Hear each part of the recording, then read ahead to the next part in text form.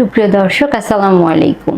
দেখা যায় যে আমি সবসময় চেষ্টা করি বিভিন্ন স্বাস্থ্যগত রোগ বা বিভিন্ন রোগের পার্শ্ব প্রতিক্রিয়ায় খাবার কেমন হওয়া উচিত, পাশাপাশি আসলে বিভিন্ন শারীরিক সমস্যার সমাধানের জন্য কোন কোন খাবার খাবেন বা পুষ্টিগত বিভিন্ন তথ্য নিয়ে আপনাদের সামনে উপস্থিত হওয়ার জন্য আজকে তেমনই একটি সময় উপযোগী বিষয় নিয়ে কথা বলবো। কেননা এই জাতীয় রোগীর সংখ্যা কিন্তু দিনে দিনে বেড়েই চলেছে। সেটি হচ্ছে প্রি ম্যাচিউরড ইজাকুলেশন বা দ্রুত বীর্যপাত জনিত সমস্যা। এই সমস্যা অনেকেই ভুগে থাকেন। এর সাথে আসলে খাবারের যে অনেক বেশি সুনির্দিষ্ট সম্পর্ক রয়েছে তা না, কিন্তু আমাদের লাইফ স্টাইলের কারণে এবং আমাদের অস্বাস্থ্যকর খাদ্যাভ্যাসের জন্যও কিন্তু এই জাতীয় সমস্যা দিনে দিনে বেড়েই চলেছে।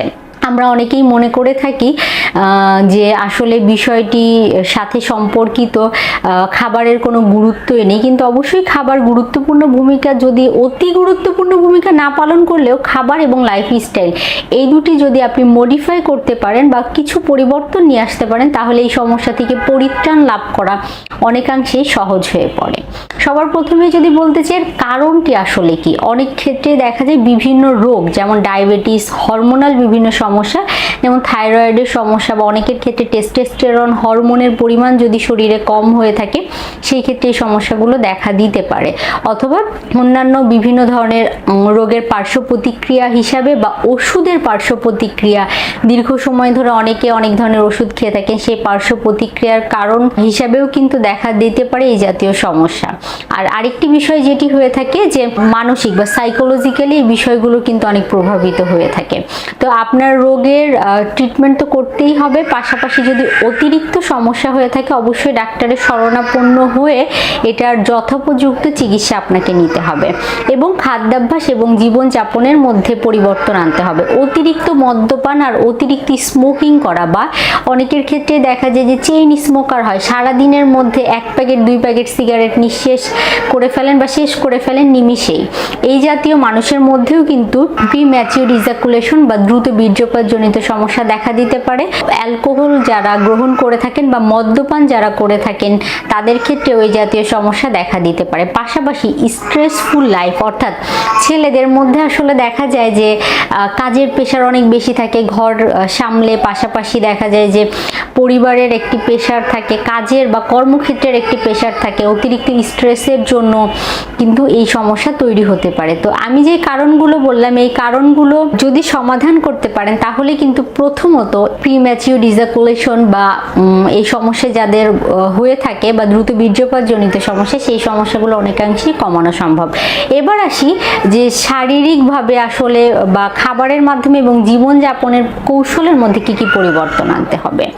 জীবনযাপন কৌশলের মধ্যে পরিবর্তন আনতে হবে হেলদি লাইফস্টাইল মেনটেন করা, অর্থাৎ খাবারের দিকে নজর দিতে হবে। বাহিরের খাবার একেবারেই গ্রহণ করা যাবে না, ডুবো তেলে ভাজা খাবার গ্রহণ করা যাবে না। ছেলেদের মধ্যে দেখা যায় বাইরে বের হলাম, খাবার গ্রহণ করার সময় অনেকেই রাস্তার পাশের বিভিন্ন অস্বাস্থ্যকর খাবার গ্রহণ করেন, ডুবো তেলে ভাজা খাবার গ্রহণ করেন, প্রসেসড খাবারগুলো গ্রহণ করেন। এটি আপনার এই জাতীয় সমস্যা অনেকটাই বাড়িয়ে দিতে পারে। ছেলেদের বয়স 30 পার হয়ে যখনই 35-এর কোঠায় পাড়া দেয় তখনই দেখা যায় তাদের মধ্যে অতিরিক্ত ওজনজনিত সমস্যা বা পেটে ছোট্ট একটি ভুঁড়ির তৈরি কিন্তু কম বেশি সকলের মধ্যেই দেখা যায়, বিশেষ করে যারা সেডেন্টারি লাইফস্টাইল লিড করেন, বসে কাজ করেন, তো তাদের মধ্যে এই সমস্যাটি প্রকট আকার ধারণ করে। এই অতিরিক্ত ওজন নিয়ন্ত্রণে রাখতে হবে, কেননা অতিরিক্ত ওজন আপনার শরীরে বিভিন্ন কমপ্লিকেসি তৈরি করতে পারে। এর পার্শ্ব প্রতিক্রিয়া হিসাবে আপনার দ্রুত বীর্যপাত জনিত সমস্যা দেখা দিতে পারে। পরবর্তীতে আমি যেটি বলবো, খাবার ক্যারি করার চেষ্টা করবেন, কেননা ছেলে মানুষ যেন খাবার ক্যারি করতেই চায় না। বাসায় তৈরি করা স্বাস্থ্যকর খাবার আপনার জন্য সবথেকে উপকারিতা বয়ে নিয়ে আসবে।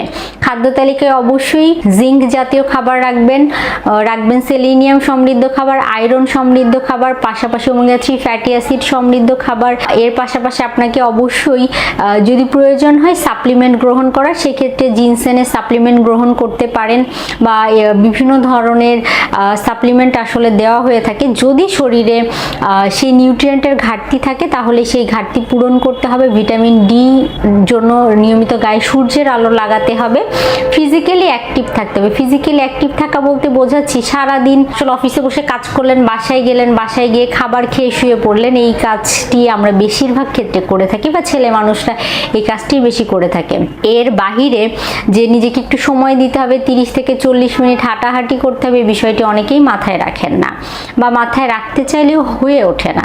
এই বিষয়টি থেকে বের হয়ে আসতে হবে। নিয়মিত শারীরিক ব্যায়াম বা এক্সারসাইজ করলে সেটি আপনার প্রিম্যাচিউর ইজাকুলেশন বা যাদের দ্রুত বীর্যপাতজনিত সমস্যা হয়ে থাকে তাদের ক্ষেত্রে কিন্তু খুব ভালো কাজ করে থাকে।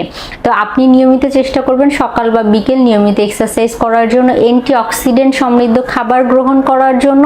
অ্যান্টিঅক্সিডেন্ট সমৃদ্ধ খাবার বলতে বুঝেছি সিজনাল ফলমূল, শাকসবজি, এগুলো নিয়মিত গ্রহণ করলে সেটি দেখা যায় যে আপনার শরীর থেকে টক্সিন বা বিষাক্ত উপাদানগুলো বের করে দিতে সাহায্য করবে। আর পাশাপাশি শরীরের রোগ প্রতিরোধ ক্ষমতা বৃদ্ধি করতেও গুরুত্বপূর্ণ ভূমিকা পালন করবে। তো যারা আশা করি শুনছিলেন বা এই জাতীয় সমস্যায় যারা ভুগে থাকেন তাদেরকে বলবো যে আপনারা জীবনযাপনের কৌশলের মধ্যে পরিবর্তন নিয়ে আসেন, ওজন নিয়ন্ত্রণে রাখার চেষ্টা করেন, নিয়মিত শারীরিক পরিশ্রম ব্যায়াম করার চেষ্টা করেন, রোগ থাকলে বা অসুখ থাকলে সেটি নিয়ন্ত্রণে রাখার চেষ্টা করবেন, স্ট্রেস ফ্রি বা মানসিক চাপ মুক্ত জীবনযাপন করার চেষ্টা করেন। তাহলেই কিন্তু আপনি এই দ্রুত বীর্যপাত জনিত সমস্যায় যদি ভুগে থাকেন সেই সমস্যাটি কিন্তু অনেকাংশেই কমাতে পারবেন। ধন্যবাদ।